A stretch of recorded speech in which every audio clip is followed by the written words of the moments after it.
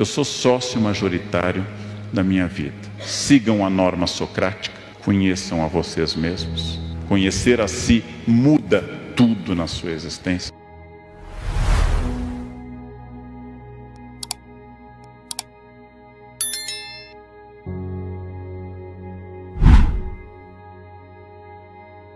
O custo de tudo é o esforço. Não o esforço de um dia, não o esforço de fazer uma vez, o esforço diário, cotidiano, o esforço repetitivo. Esse é o custo e essa é a questão importante. E eu vou usar uma metáfora importante. Esforço é banho. Tomou hoje? Ótimo, parabéns. Amanhã, de novo, no outro dia. Esforço é diário. Não existe dieta de uma semana. Começando por esse campo. Se você fizer uma dieta de uma semana, vai descobrir que o peso que você perdeu é vingativo, ele volta acompanhado, ele volta com amigos. Você quer, se é importante para você, isso não é definido eticamente, é só uma questão de vontade. Você quer emagrecer, é um projeto de reeducação alimentar para toda a vida. Quer guardar dinheiro, não é que no mês de dezembro eu vou guardar dinheiro, é um péssimo mês para guardar dinheiro. Não é que no ano que vem eu vou guardar dinheiro, tem que ser hoje. A todo instante, esforço é banho, é diário, é repetitivo. As pessoas chamam isso por uma palavra não tão recente em português, mas muito usada agora: resiliência. A capacidade de enfrentar pequenas crises. As plataformas marítimas não caem por causa de tsunamis, elas caem por causa das marolas diárias. Ninguém mais escuta ninguém, façam o teste. Ao voltarem a casa hoje, digam à pessoa que lá ficou: eu estou cansado. O que os senhores e as senhoras ouvirão? Quem está casado há mais de 12 horas sabe. Eu estou cansado. O que eu escuto em casa? Eu também. Eu acordei às 4, acordei às 13. Eu tenho uma dor de cabeça, eu tenho um tumor. É uma concorrência permanente. Ninguém ouve ninguém. Estamos loucos para falar a nossa opinião sempre. Então, ouvir para que essa ação estratégica. Lembrem, as escolhas são livres. Insisti nisso desde o início. As consequências são obrigatórias. Eu como o que eu quiser, a consequência é obrigatória. Eu bebo, fumo, faço o que eu quiser, a consequência é obrigatória. Eu acordo a hora que eu quiser, a consequência é obrigatória. Então é preciso lembrar sempre que você é livre, mas você não pode produzir a consequência diretamente dentro da sua liberdade. As decisões são feitas em meio a mudanças. As decisões são feitas em meio a um mundo muito complicado, um mundo de mutações muito dinâmicas. E eu sou um ser histórico, que tenho consciência que dentro dos meus limites não posso vencer a morte, não posso vencer a lei da gravidade. Não há nada que eu possa fazer quando o avião entra em zona de turbulência, quando o avião arremete em Congonhas. Não sei se vocês já passaram por essa experiência. Tenta aterrissar, não consegue e decola de novo. Hoje é o dia que define o momento exato do futuro. O futuro é hoje, porque amanhã será hoje. As decisões tomadas aqui nessa noite vão marcar as senhoras e os senhores para o resto da existência. São decisões diárias, decisões tomadas sem clareza e que podem ter que ser refeitas, mas são decisões agora. Escolham o futuro. Ele nunca chega, mas ele é decorrência do presente. O que eu estou hoje é o meu futuro de ontem, e tudo que eu faço ou deixo de fazer afeta esse, entre aspas, futuro. Então essa é uma questão importante. Usando a imagem de uma escultora norte-americana, Bobby Carlyle, ela faz esse homem que se esculpe, um símbolo antropocêntrico da capacidade da minha vontade de melhorar a mim mesmo. Eu, Leandro, tenho partes prontas. Tenho partes da minha personalidade que já estão solidificadas e são satisfatórias. Tenho partes terríveis que precisam de uma ação constante. Eu tenho, com frequência, a chamada-se, usando a linguagem dos capitais, a ira. Eu sou iracundo, como diria Dante.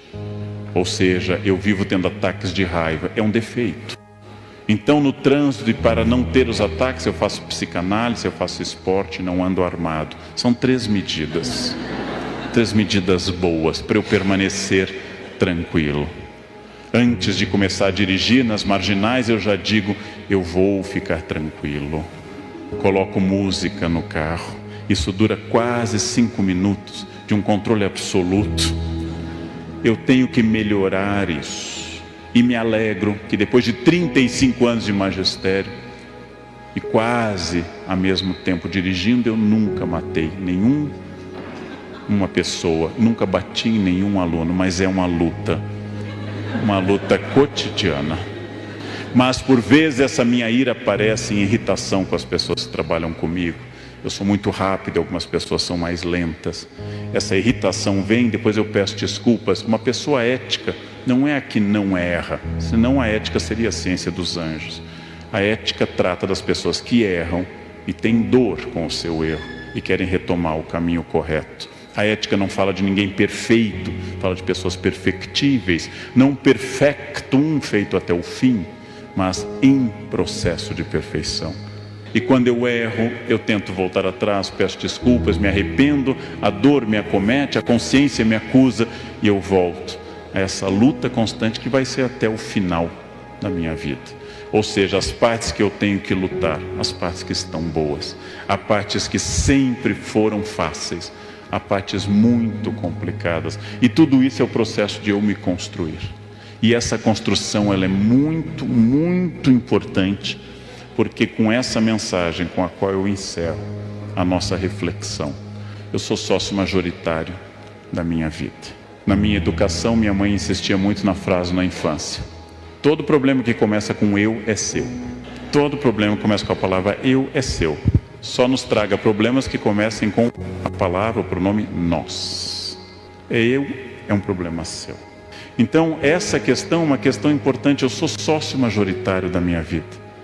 Eu sou a pessoa que produz essa vida. Sócio majoritário não manda em tudo, é importante lembrar, mas manda bastante. Sócio majoritário não controla tudo, mas tem um imenso controle sobre as pessoas. Então eu sou o que produz a minha vida. Muitas pessoas me dizem: está chegando o Natal, eu me sinto triste no Natal, não gosto do Natal. Bem, transforme seu Natal numa data alegre. Faça, não fique reclamando. A pergunta que Freud fez antes de morrer em 39, por que as pessoas buscam a infelicidade e quando encontram, permanecem nela e se surpreendem? Façam o Natal alegre, mudem a estrutura da festa. Ou seja, façam as coisas acontecer. Sou sócio majoritário da minha existência. Eu tenho uma consciência enorme disso. O corpo que eu tenho, o que eu sei, a família que eu construí, o conhecimento que eu acumulei, as minhas virtudes e os meus imensos defeitos começam com o pronome pessoal reto, eu. E é assim que dolorosamente eu sou fruto de uma vontade ou de uma falta de vontade, de uma ação ou de uma falta de ação. E eu poderia fazer mais ou menos, mas sempre de acordo com essa propriedade de ser sócio majoritário da minha existência. Isso é uma questão extraordinária para a gente passar adiante. Sejam autônomos, tornem-se adultos. Não confundam liberdade com voluntarismo, fazer o que quer. Liberdade é o fazer o que é preciso. Só o ser humano é livre, porque só o ser humano faz o que é preciso. Os animais não são livres. Se eu pisar na cauda do leão, ele jamais vai dizer: eu senti que não houve intenção. Então, apesar de estar doendo, eu entendo que não. Leão não distingue entre crime doloso e culposo. Nós podemos fazer essa distinção. Você me machucou, mas não estava com essa intenção, foi acidental. Eu tenho liberdade que não é a liberdade do meu desejo, não é uma liberdade hedonista da busca do prazer, não é a liberdade de fazer o que eu quero, mas o que eu preciso. Eu sou humano porque faço o que eu preciso. Ou seja, eu sou humano porque eu faço o que é necessário e não só aquilo que eu quero. E vou começando a sofrer dessa verdadeira, ou ter o privilégio dessa verdadeira liberdade estratégica. Eu sou sócio majoritário da minha vida. Sigam a norma socrática, conheçam a vocês mesmos. É uma transformação de vida. Conhecer a si muda tudo na sua existência. Façam frequentes exames de consciência do seu dia. Não precisa ter nenhum projeto religioso para isso. Pode ser psicanalítico. ou religioso, como preferir. Como eu me comportei hoje? A quem eu ajudei, a quem eu incomodei, com quem eu fui grosseiro, com quem eu fui bom? Como eu posso melhorar amanhã? Ou seja, trabalhem sobre si, trabalhem a sua possibilidade, sejam sócios da sua existência. Isso se chama autonomia, isso se chama protagonismo, isso determina a estratégia. Pergunta básica: onde vocês querem estar o ano que vem e daqui a 20 anos, que é até onde eu posso, no meu caso, imaginar? Daqui a 20 anos, onde eu quero estar? Com quem?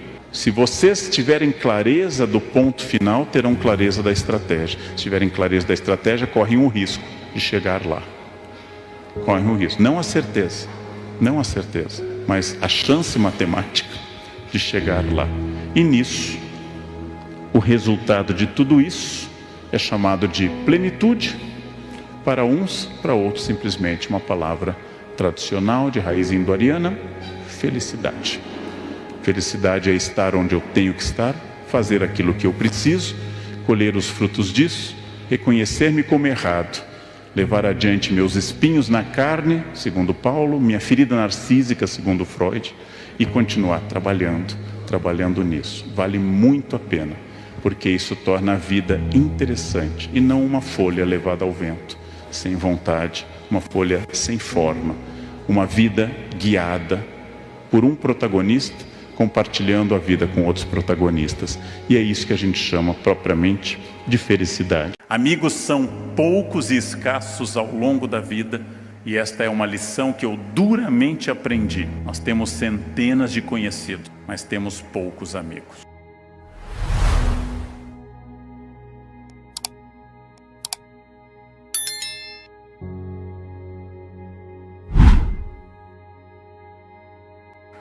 O campo ético tem, e esse é o nosso tema de hoje, eu tenho que falar a vocês do ponto de vista racional, por que é melhor ser ético e por que a vida com ética é uma vida mais fácil. E aqui eu vou dar uma das indicações importantes: só pessoas éticas têm amigos. Pessoas não éticas, a ideia não é minha nem de Aristóteles, mas de um filósofo que escreveu um livro aos 18 anos, Discurso da Servidão Voluntária. Uma pessoa não ética tem apenas cúmplices e não amigos. Uma vida sem amizade é uma vida vazia. Uma vida sem amigos verdadeiros é uma vida desperdiçada. Só pessoas boas têm amigos. Pessoas desonestas têm cúmplices. Quem disse isso? O nosso querido Etienne Laboissy. Ele disse que os maus não têm amizade, eles apenas se entretemem. Eu acrescentaria: os maus têm medo de uma delação premiada. Os maus olham para a pessoa que foi procurá-los, tem uma caneta espiã, um gravador, porque aparecer gravação ultimamente é moda. A pessoa que tem um amigo não precisa ter essa preocupação. Amigos são poucos e escassos ao longo da vida, e esta é uma lição que eu duramente aprendi. Nós temos centenas de conhecidos, mas temos poucos amigos. E eu já lancei uma vez e volto a dizer que há um teste eficaz, infalível, para vocês aplicarem sobre a amizade.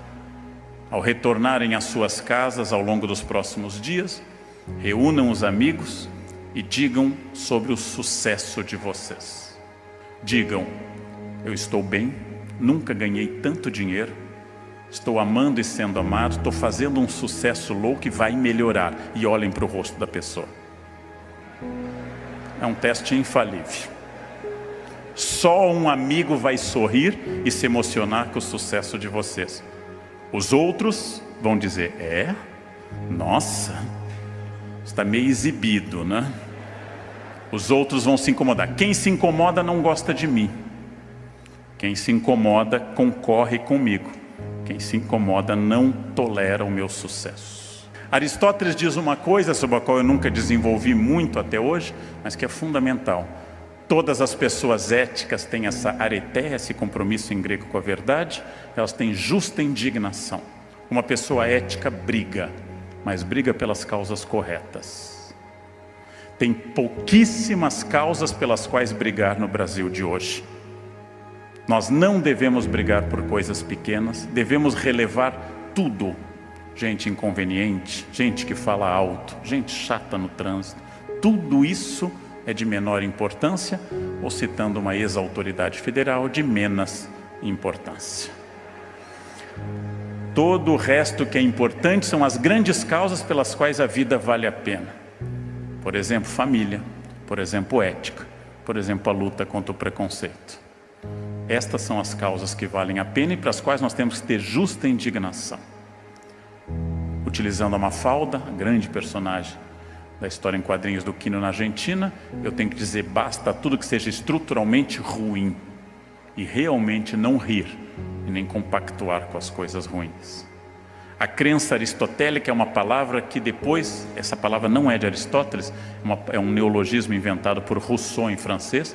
A perfectibilidade, Aristóteles usa uma palavra em grego, a perfectibilidade do caráter.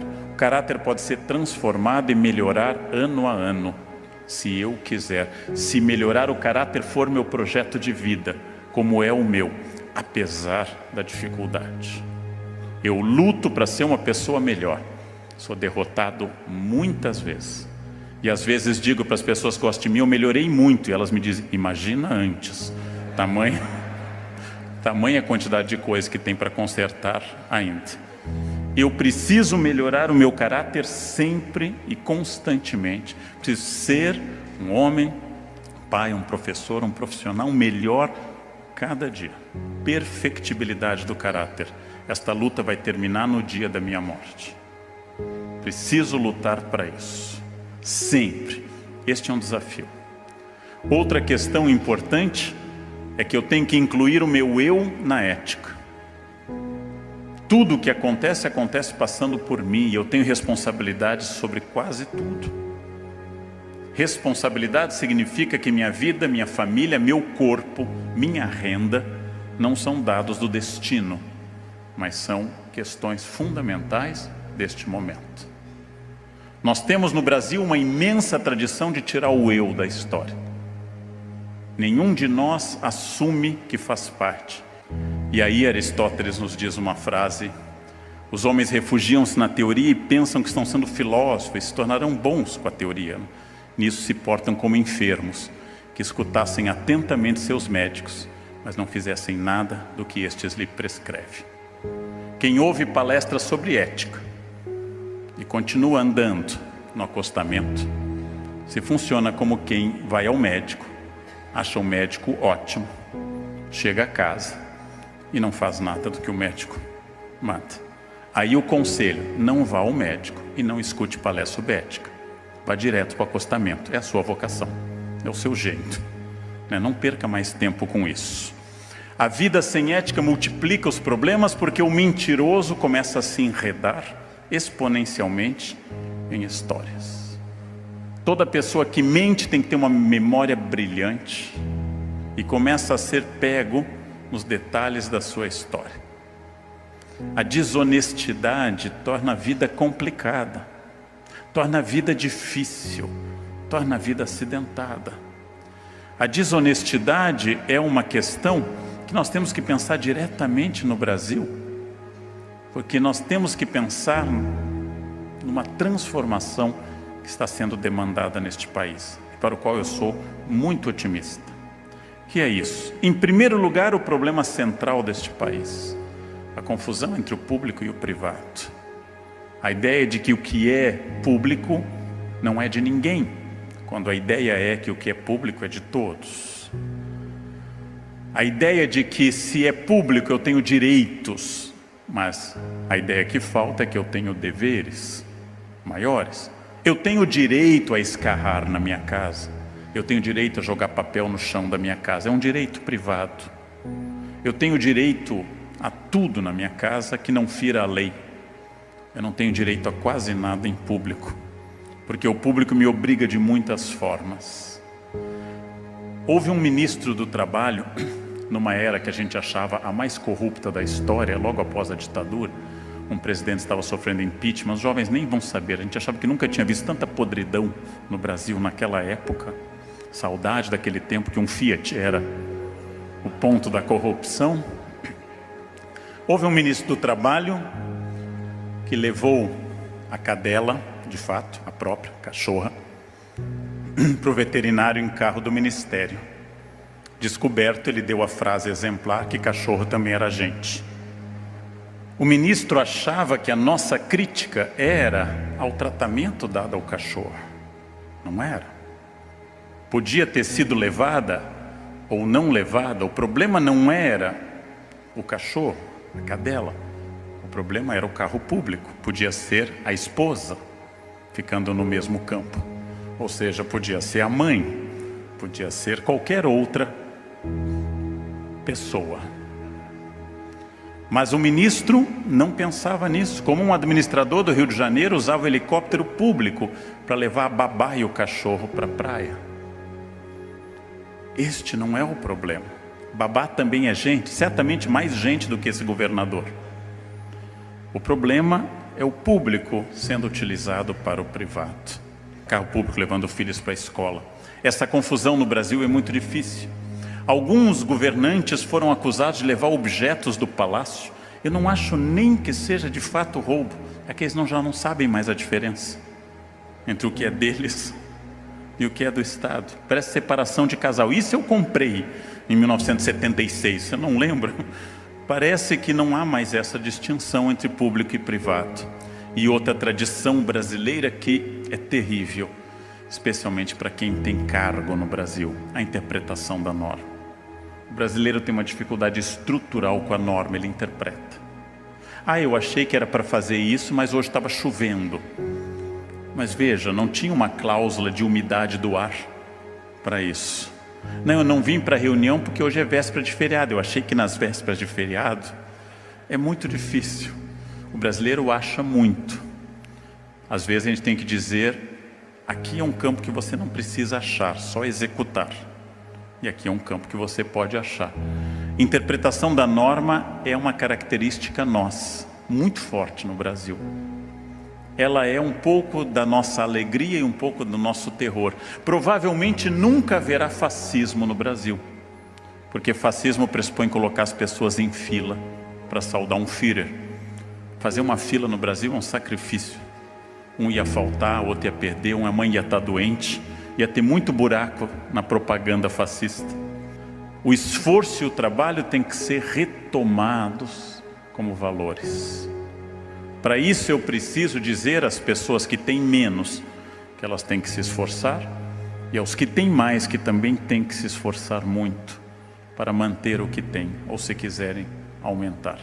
E quando eu digo ter o que tem, não é só material, é também pessoal, habilidades e assim por diante. Ninguém merece nada na vida.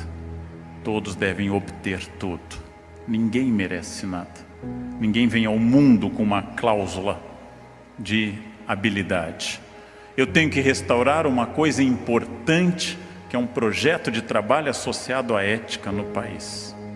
E tenho que dizer a todas as pessoas, especialmente filhos, funcionários e alunos, que é preciso associar a vida a trabalho e ética por muitos e muitos anos.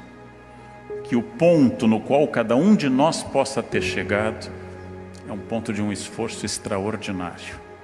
Esforço do qual eu me orgulho muito, mas que provavelmente só eu sei o que custou, o preço que cada um de nós pagou. O quanto nós deixamos de aproveitar para aproveitar algo agora. Perspectiva é fundamental, porque perspectiva me dá uma dimensão do ponto onde eu estou em relação aos outros pontos. Perspectiva é um estudo matemático e artístico para mostrar a distância entre os pontos. Perspectiva é aquilo que diz que a cada etapa eu tenho que ver de acordo com uma evolução, uma transformação, como a metamorfose da borboleta. Então vamos dar um pouco de perspectiva quando nós achamos que não há mais nada a fazer. Este é o risco. Precisamos resgatar valores. Precisamos resgatar valores que valham a pena acreditar. Precisamos resgatar o valor do trabalho. Precisamos resgatar os valores das pessoas que amamos. Precisamos resgatar os valores desta vida produtiva que vale a pena. Eu tenho um projeto de vida pessoal, familiar, profissional e também engajado nas minhas organizações de classe. Estes projetos continuam. O Estado atrapalha ou não e deve ser muito influenciado por nós. Mas perspectiva, ponto de onde eu estou falando. De novo do micro ao macro. E aí eu volto a uma ideia. O ponto mais difícil para dizer para nós brasileiros: não existe Estado corrupto baseado numa nação não corrupta. Não existe governo claro e sem corrupção baseado numa nação corrupta. Em todos os lugares onde há Estado corrupto, há uma alimentação entre família, empresas, trânsito e escolas. Eu ouço as críticas ao Estado e quase todas são justas. Eu dou aula há 33 anos. Há 33 anos que eu recebo atestados médicos falsos de pais. Há 33 anos que eu recebo estelionato de pais, que é talvez o pior exemplo que uma criança pode receber na vida. O pai estelionatário com um atestado médico falso. Há 33 anos que eu pego alunos colando. Há 33 anos que eu vejo pessoas fazendo coisas erradas e vejo um trânsito difícil. Eu tenho que ser a transformação que eu quero ver no mundo. Se eu quero um mundo ecológico, eu reciclo o lixo na minha casa. Se eu quero um mundo sem preconceito, eu não permito que piadas preconceituosas sejam contadas na minha casa. Se eu quero um mundo ético, a minha casa, a minha associação e a minha empresa serão éticos. Eu sou a transformação que eu quero ver no mundo. E sempre que eu tomo uma decisão ética, eu garanto a liberdade. Porque a pessoa sem ética vai ficando enredada. Ela vai perdendo a liberdade.